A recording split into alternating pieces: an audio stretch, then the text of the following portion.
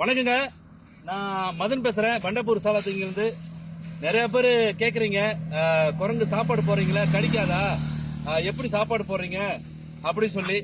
நான் அந்த குரங்குக்கு ஒரு 15 வருஷமா நான் சாப்பாடு போட்டுட்டு இருக்கேன். இந்த வட்டார குரங்குகளுக்கு என்னன்னாக்கா, நான் சாப்பாடு போடலனாக்கா ஒன்று வீடு பூந்து திருடுதுங்க, இல்லைன்னா ரோட்டை தாண்டி தாமானுக்கு வருதுங்க, அடிபட்டு இறந்ததுங்க.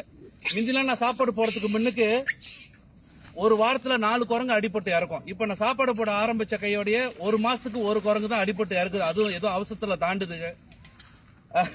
சில பேர் சொல்றாங்க, தாமால பூந்துருது, சாப்பாடு போடாதீங்க, ரொம்ப கச்சோர் பண்ணுது அப்படி சொல்லி. இது சாப்பிட்ட பழத்தை தான் இன்னைக்கு நம்ம சாப்பிட்டுட்டு இருக்கோம்.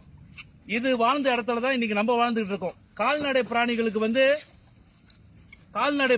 வந்து சாப்பாடு சுலபமா கிடைச்சிருங்க. ஆனா இந்த மாதிரி மரத்தை நம்பி வாழ்ற பிராணிகளுக்கு எப்படிங்க சாப்பாடு கிடைக்கும் சொல்லுங்க பாப்போம். நம்ம தாங்க சாப்பாடு போடணும்.